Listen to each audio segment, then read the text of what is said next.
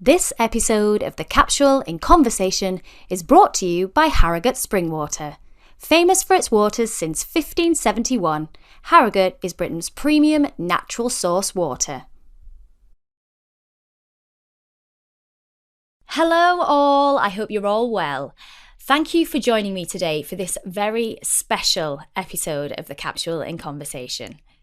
On the 24th of February 2022, President Vladimir Putin announced in Russia a special military operation and effectively declared war on neighbouring Ukraine. Russia's attack began at around 5 a.m. Ukraine local time, with multiple missile attacks and air raids, and a three-pronged invasion from the north, east and south that targeted the capital Kyiv and the cities of Kharkiv and Kherson.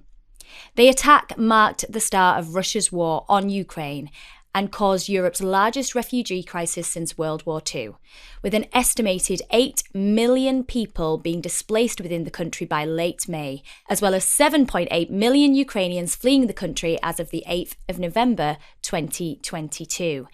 As the situation escalated back in February, one of those people fleeing the country at that time was 30-year-old fashion designer Yana Smalgo.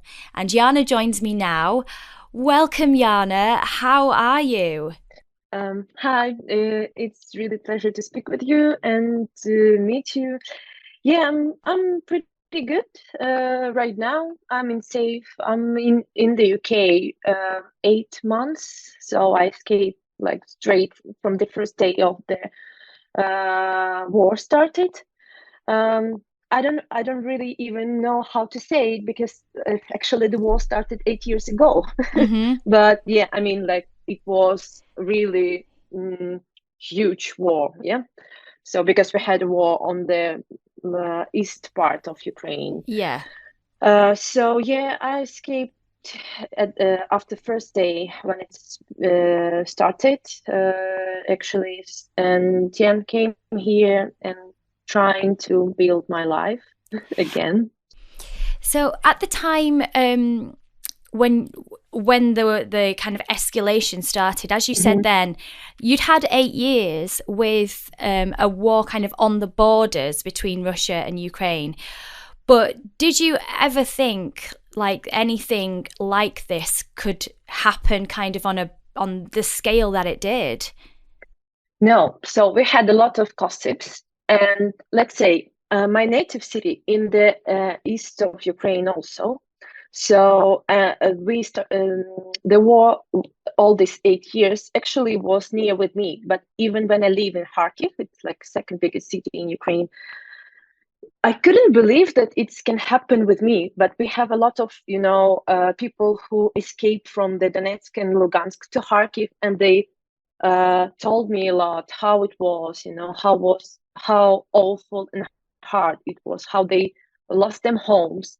And it was like we live in the same country, but I couldn't believe that it actually can happen with me, and even before the war, we had a lot of gossips about Putin, that he going to attack Ukraine, and a lot of news. Then USA told the date of attack. But no, I didn't believe in it. I prepared my collection, my spring summer collection. I can't say that I was ready for this. Yeah, because I like when I've spoken to you before, because we have met before, at the launch of your fantastic collection in your store. And when we discussed it before, the picture that you gave me of what Kyiv was like as the capital of this bustling, cosmopolitan kind of, amazing like city that was full of art and fashion and music, and like the idea of like you were saying, putting together your collection and getting ready for that next year, it would almost be like, I suppose, for us in this country, in the UK, like happening in London. And you can't fathom that. You've got like the Starbucks on every corner, and restaurants and nightclubs, and all of it stopped, didn't it? Yeah. So it was the same. So it's shock because you live in your usual life, and I love Kyiv, I love Kharkiv, I love Ukraine. But like you have your coffee, you have you go into your favorite restaurants, you walk in every weekend. You have and I live like at the center of the city. I had quite good life, and uh, at the one day it's all stopped. Like somebody came and taken everything from you. I I taken my stuff from the home, like when it was happening. It was small bag, and all my clothes, all my other stuff stay there. Like my plates, my coffee machine. I don't know, all usual thing. What about you? Even not thinking that it's important for you. Like, but it's your life, and it consists from some elements. Of your um, comfortable life.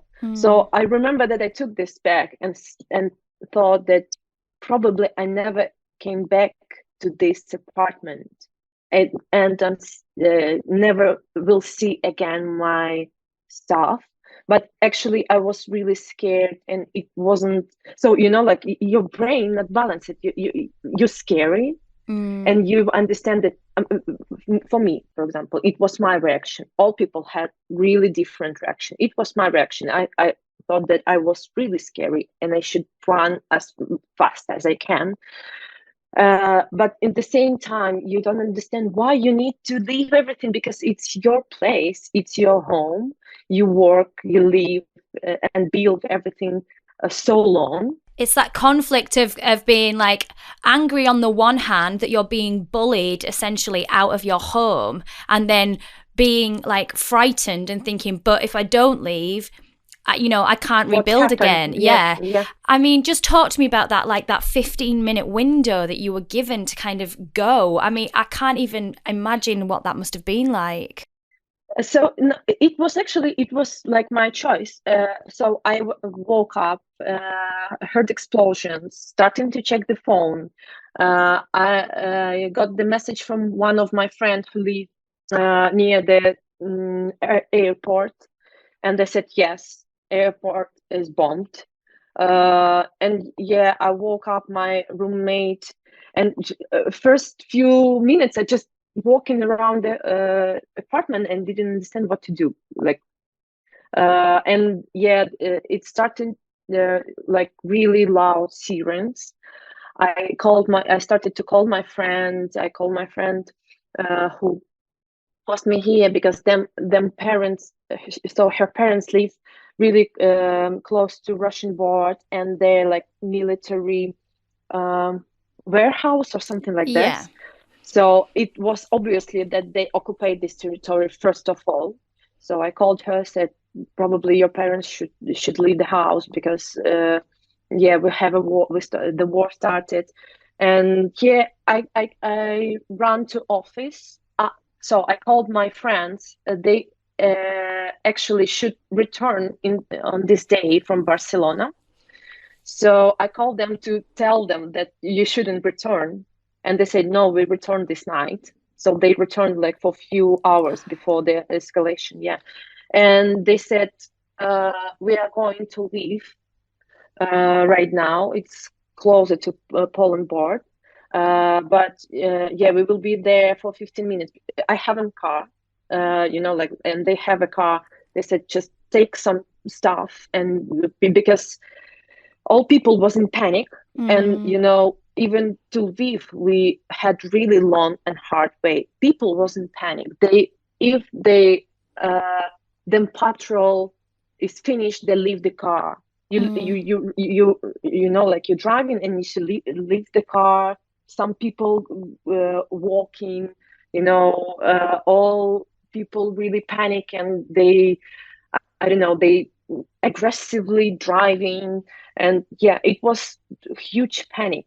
So yeah, he said that you have 15 minutes, and I just put small bag, some documents, laptop, yeah, some really small stuff that I can take with myself, and that's all. And that was on the 24th of Feb. That was it. Yeah. And then it was the same morning. So the same day that everything started, and you left and you went with your friends, and then, then you journeyed to Poland. Like, how long did that take you? So we moved to Lviv at first, and I waited. I thought maybe it's for a few days. Now it's fun, but like in that moment, I was like, no, it can be possible. It can be real. Something should happen, and it's all stop.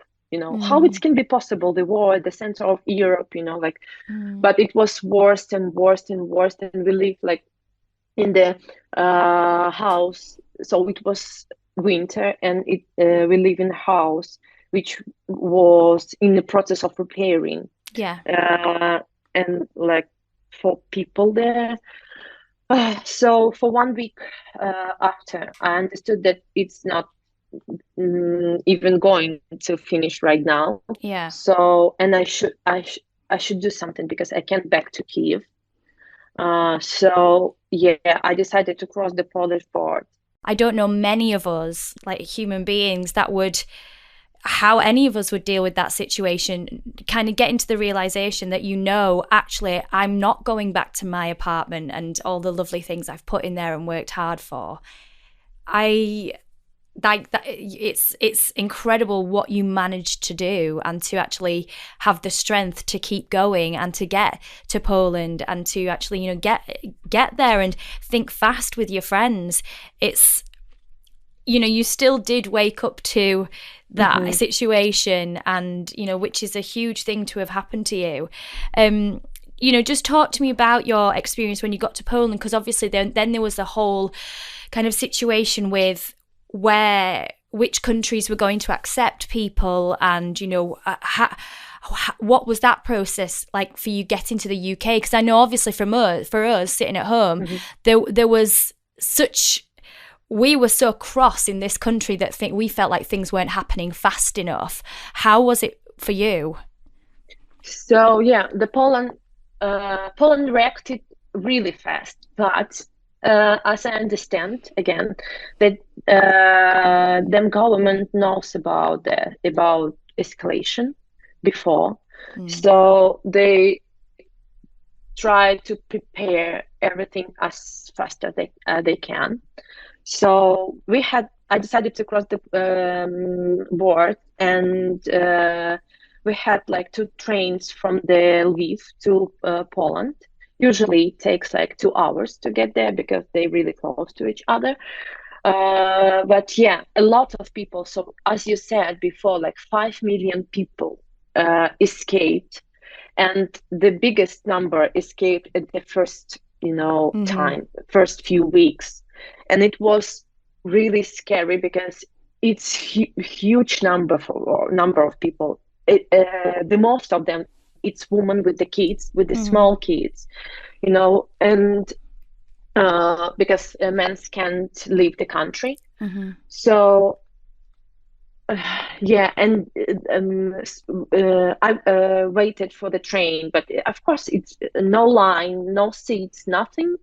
It's just huge numbers of people who trying to get for this train. And again, if you see the woman with the kid, of course you should give them opportunity to get this train first. So, but yeah, at some moment I even lost the hope that I can leave.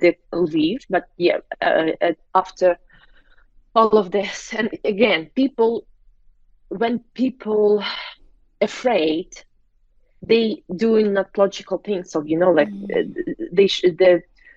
they trying to get faster, and it's normal. It's our natural thing. Like if you're afraid, your brain working not usual way. Yeah. But everything was okay. We got for the train.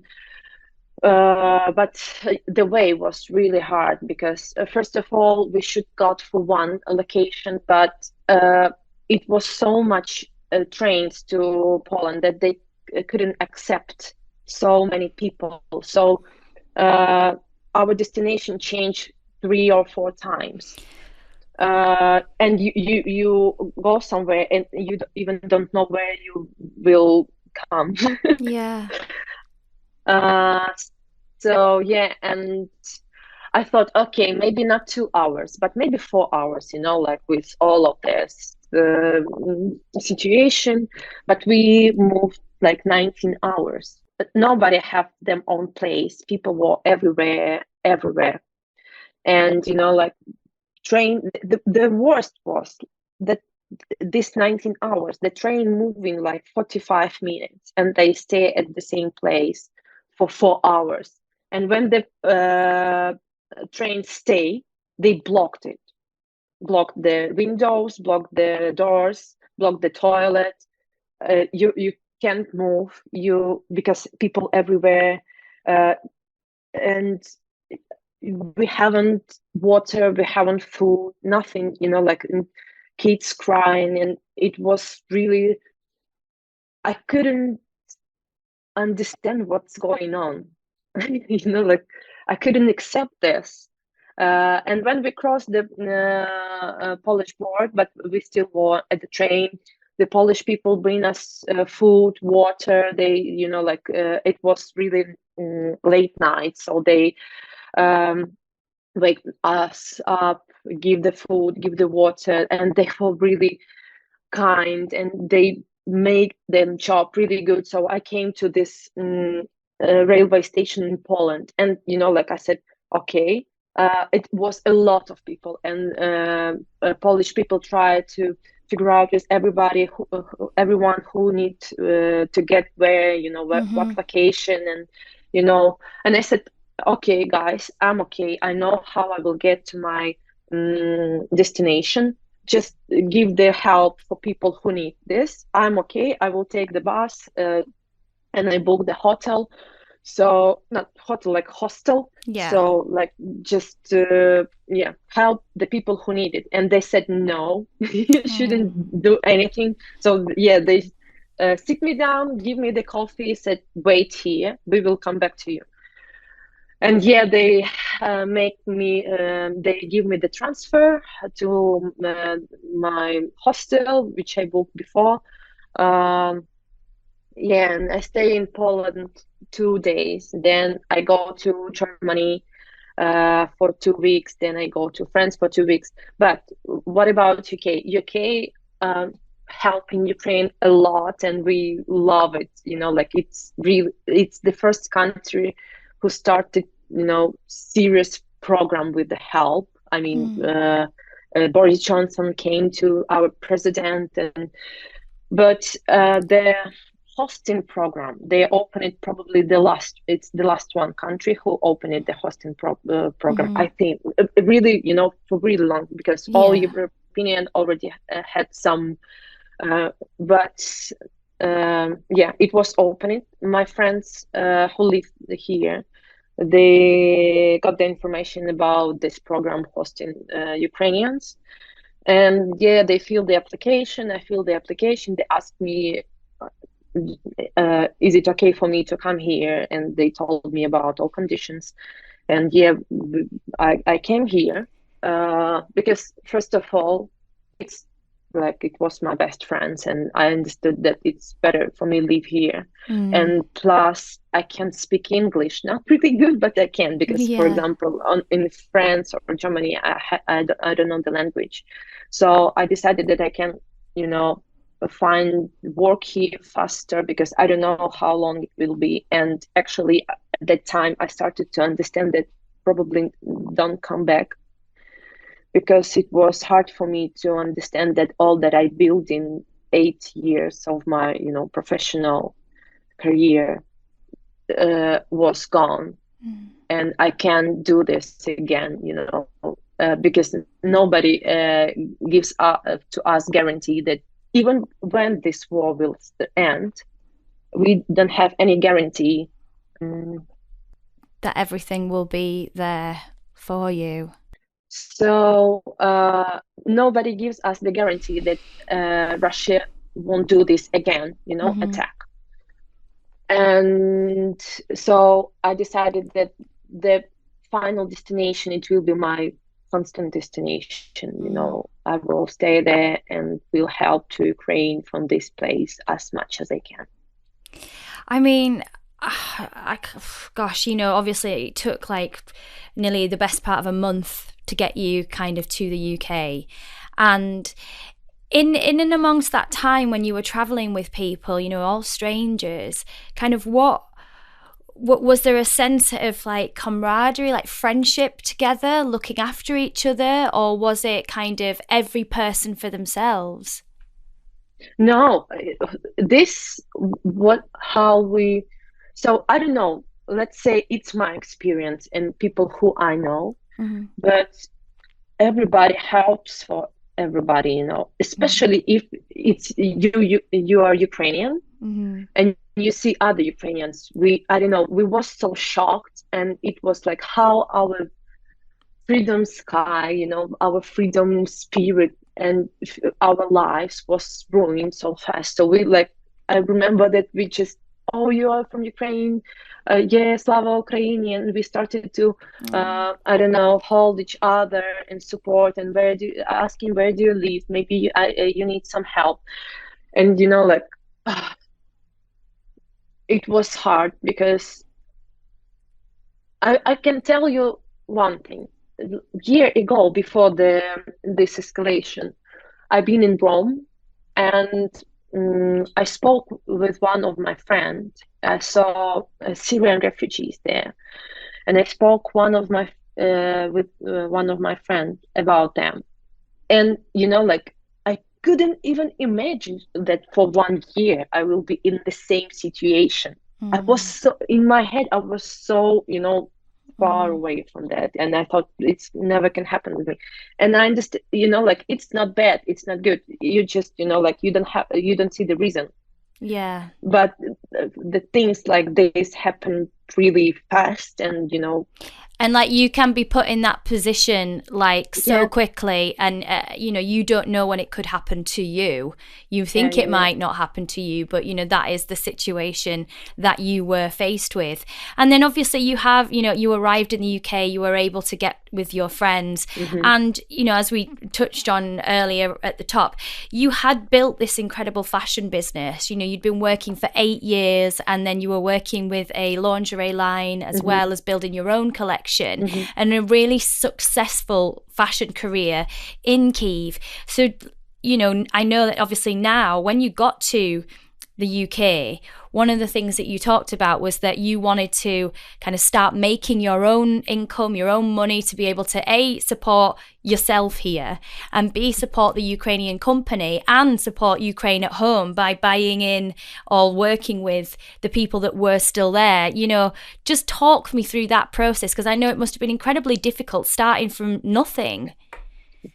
Yeah, so let's say I'm really long time ago started to live alone and take care about myself.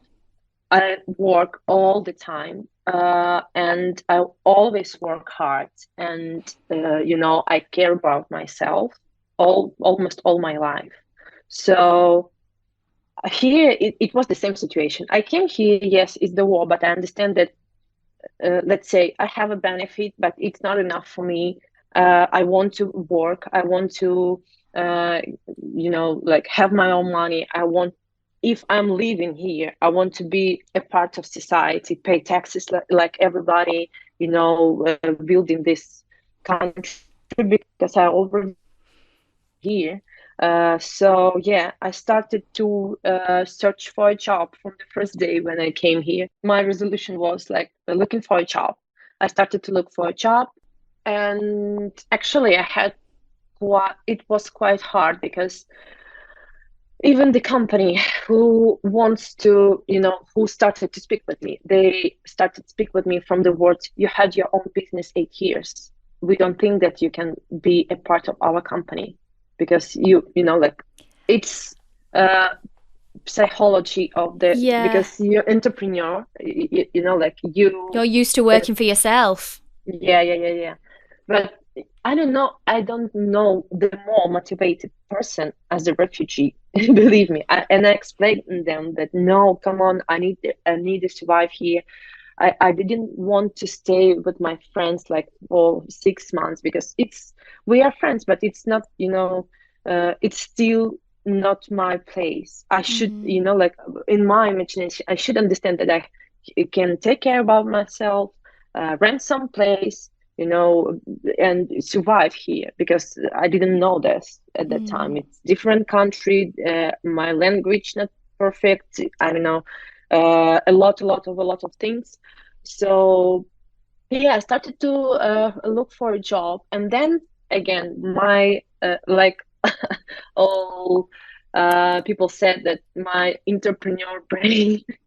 Yeah, I started to think. So it was a lot of news about Ukraine, and I spoke with my friends from Ukraine, from designers from Ukraine, and I started to think how I can help, what I can do, and it's started to came more and more refugee to the UK.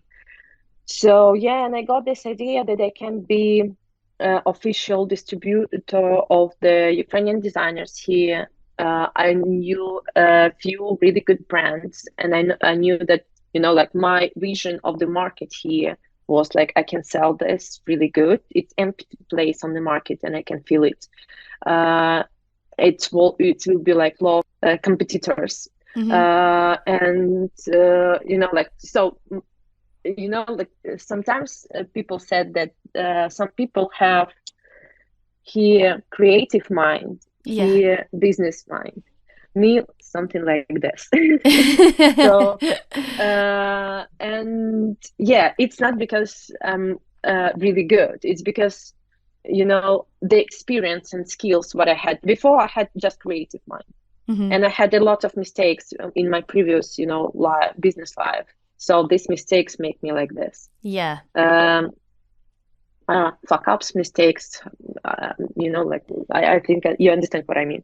So yeah, and I started to see what the product I can bring here, how I can help, what the system will be. And yeah, I will find these partners in Ukraine. I spoke with them, and they really believe in me. They really believe in my idea. Then I started to search how I can realize it here. So yeah, I shared with the father of my host family.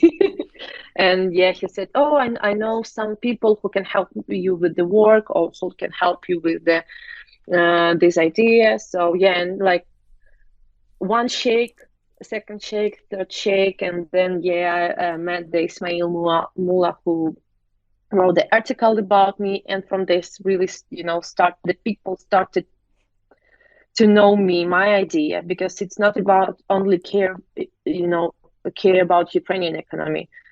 So uh, the goal of my project, it's like safe working places for Ukrainians in Ukraine who work in the manufactories for these designers, because they really need it.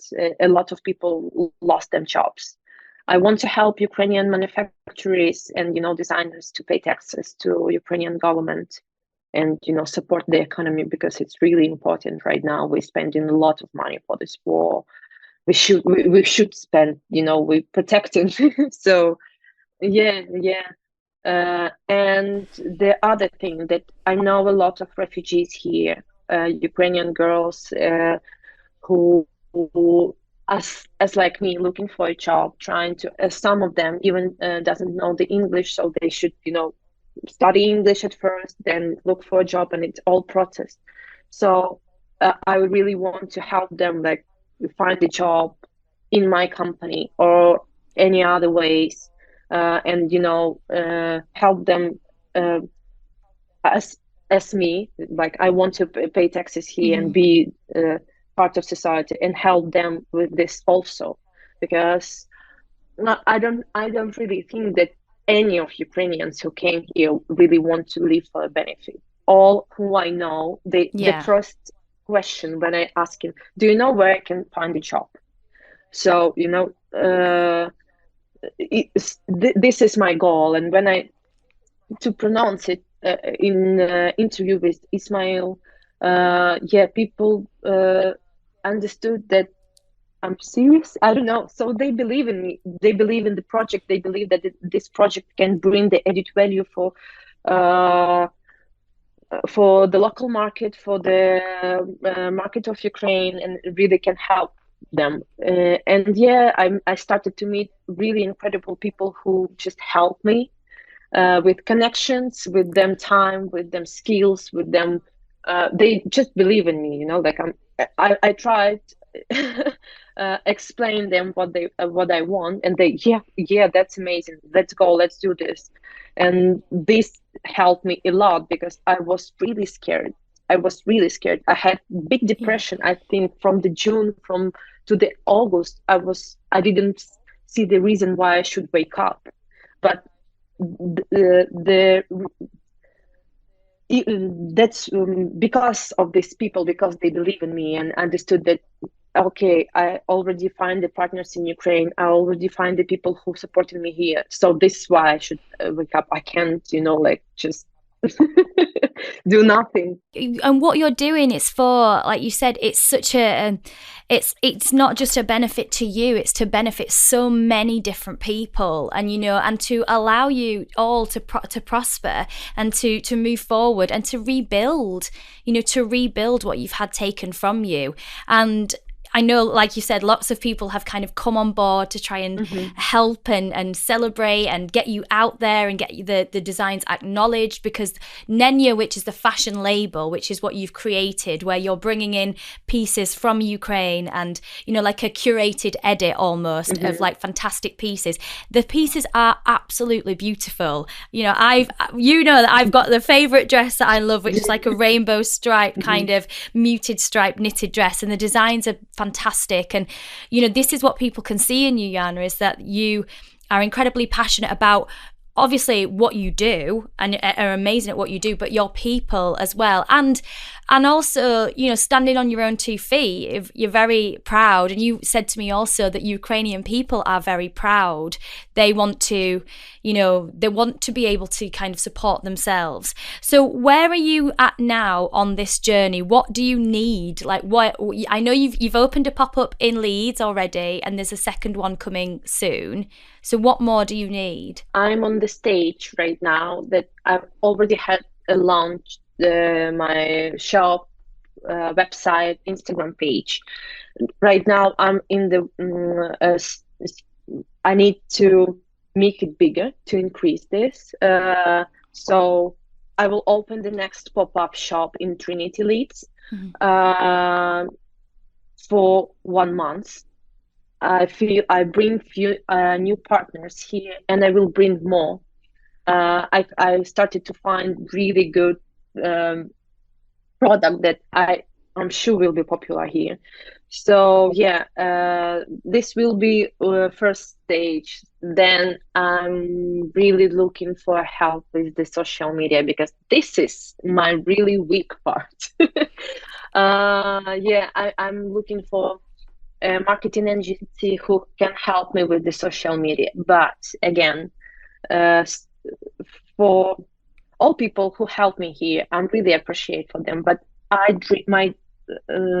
one of my biggest dream right now to have a possibility to pay them salary and build a business with income.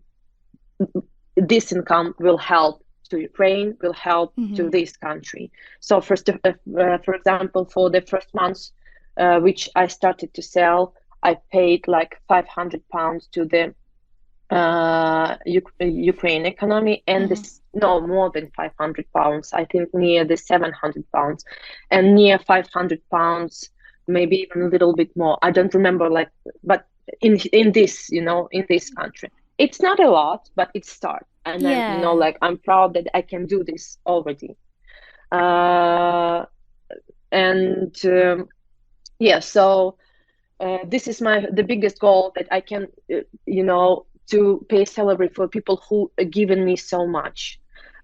So I'm looking for investors really actively right now. I prepared all business plans, and like, it's much easier when I started to selling, because they can see how fast I can sell, how good I can sell, what I need for this. So yeah, I'm looking really actively for investors, and these investors can help me. So I really want to push the website and social media. Again, I need to people who will help me. I need to money for pushing it because it's obviously not so cheap.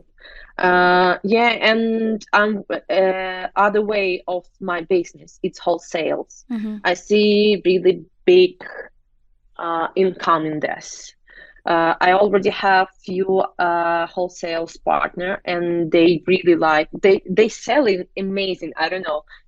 They, for example, they make an order. I bring it here from Ukraine, and for 1 week they said we need new. We want to make a new one order.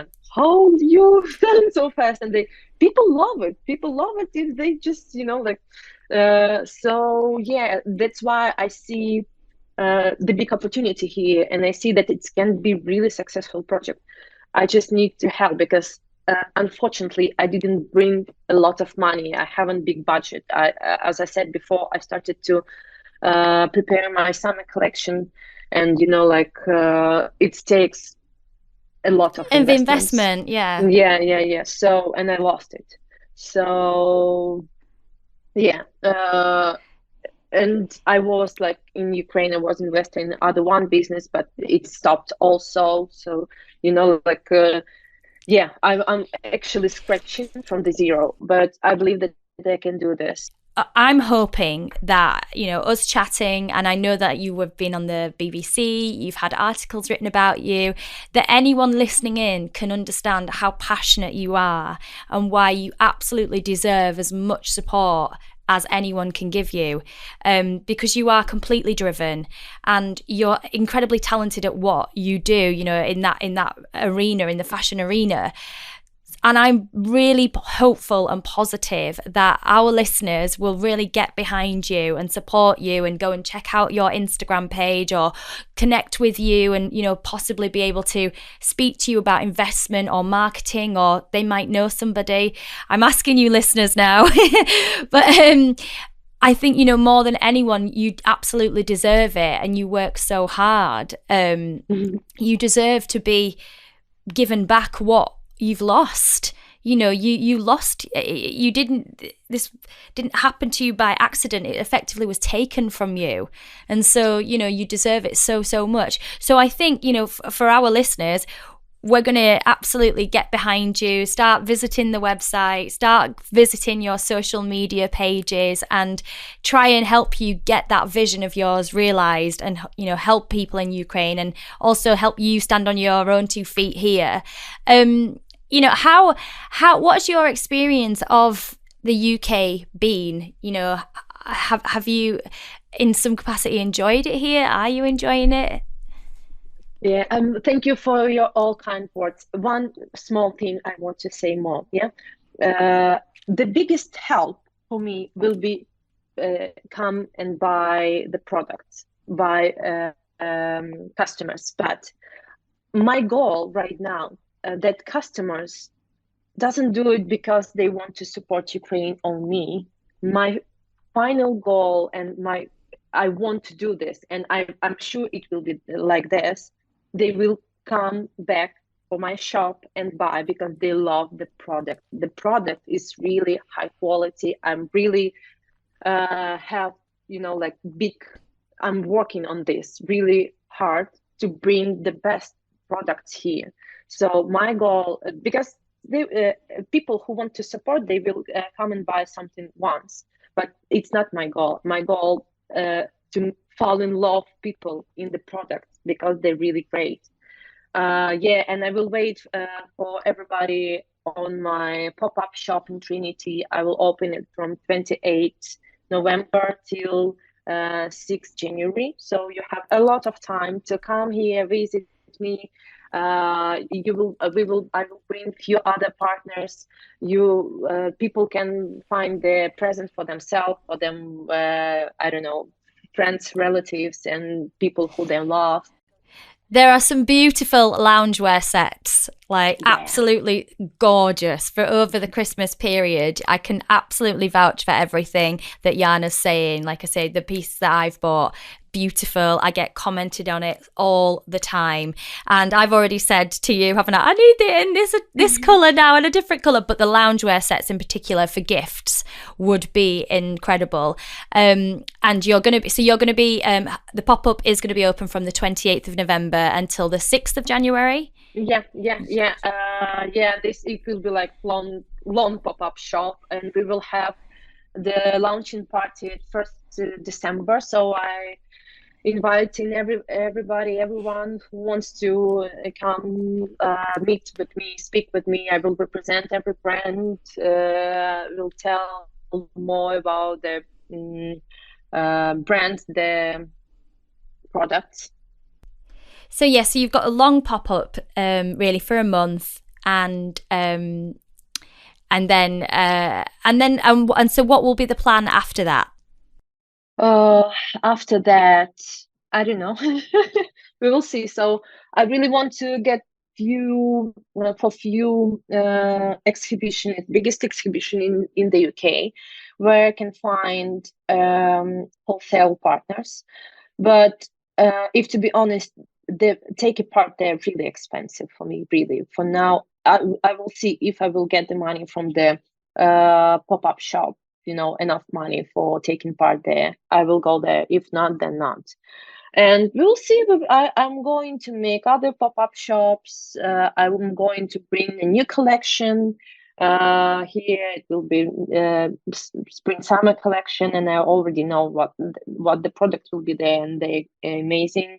So just we'll keep the project, looking for the money, driving website. We will see. It's hard for me. For me, if somebody asks me how plans you have for near 5 years, I said no any plans. I mean, what you've achieved already is absolutely incredible. And talking about Ukraine and friends and family back home, how is it there now? Obviously I think it was Kherson that was liberated just recently. What is the mood like when you speak to friends over there now? The most hardest part that I can't see them, then the men can leave even for 1 week, for just taking break from this all. And the one of things what I think really bad, that people starting to leave them and they should leave them live, but they starting to feel normal in this condition, and it's not normal for me. When I speak with somebody and hear the siren, for me, like, I don't know, I can't even breathe. I started to panic, and they like, okay, siren, and this really bad. And it's I don't want to future like this for Ukrainians. They not deserve it. It's an amazing country. My country is amazing. I know it. So but they trying to keep going, to live them life, work. All from us have like them own, how to say it, point for. So if you're not going to military, and protect your country physically, you should work and pay taxes and support. So we all trying to do the best for our country right now, but it's hard because 10 million people stay without electricity. And it's winter coming. It's actually in Ukraine, it's already winter. It's a lot of snow there. It's really cold there. So especially in Kyiv, and it's hard. But I believe that everything will be okay. When I speak in, this is the biggest problem right now. Not the biggest, but I mean, no, I understand what you mean. And you must be so proud of Ukraine as well. I mean, the resistance that Ukraine has put up, and just across the world globally, the recognition and the kindness, I suppose, towards Ukraine, for showing just such incredible bravery and passion and spirit, and you must be really proud of that. Yeah, definitely. I don't know. Even the Ukrainians who I know here, really, they really trying so hard to do everything, what they can. And I know some people who told me that Ukraine not, save the country even for 1 month. And I said, no. You don't know Ukrainians. Really, you don't know. We better die that will give our freedom. And we show this. Actually, yesterday was anniversary of the Ukrainian Revolution in 1914. So, yeah, I said, you don't know these people.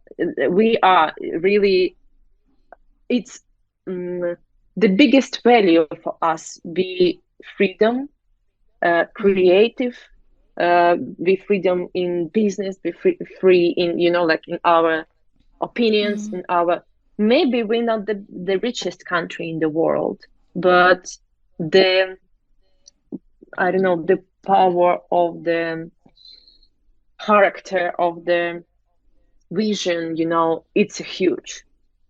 I know that definitely. So yeah, when people told me that, no, probably 1 month, and then no. People in Ukraine never do this, never. So they will die, but will save everything.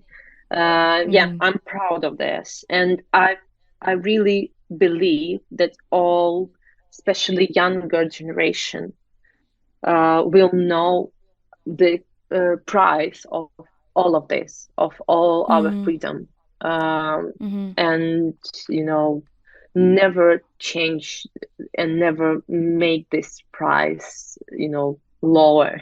Sorry, yeah. Yeah, absolutely. Like your freedoms and the freedoms that you're fighting for younger generations in your country is priceless, and that's what you're doing it for, and that's why it's worth it, kind of, to put yourselves in this position to fight back and to not give in to bullies, is so that you do have those freedoms and that younger people have those freedoms. Yana, I have run out of time today, but it has been incredible to talk to you and get such an incredible insight into the last 8 months for you. I mean, you're just an inspirational, wonderful woman, and I wish you so much success. I know all our listeners will as well. You're incredibly brave and quick thinking and tenacious, and just, I'm sure your business is going to be a huge success, and we all here really wish you well. If you'd like to keep up with Yana and the development of Nenya, then please do go and follow Nenya Fashion on Instagram, where there'll be all the other links there. There's the products there you can actually buy off there, or you can get signposted directly to the website. You can drop Yana a direct message there. So please do go and check out at Nenya Fashion on Instagram. For more well-being, fashion and beauty, as always, you can visit us at our website www.thecapsule.co.uk, and you can also catch up with our podcast episodes by visiting the In Conversation page and subscribing to any of our podcast channels and YouTube. As always, please do feel free to leave your rates and reviews.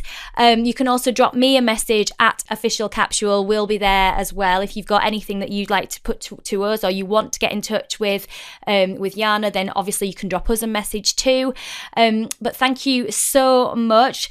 I'll be back next week with another very special guest. Thank you for tuning in for this very special episode. And all that's left for us today is to say goodbye. So goodbye from Yana. Thank you so much. And I love your podcast, actually. Yeah. And thank you for everybody. And if somebody wants to visit the shop, the store, the online website or Instagram, you're always welcome. And yeah, I hope that all of you already have Christmas mood, already wants to make happy your people, your family. So I'm really wish for everybody to have a wonderful day before the Christmas, and just stay happy. It's really important. Oh, thank you so much, Yana. What a beautiful way to end. Goodbye from me, guys. And yeah, happiness. It's the most important thing. Bye-bye.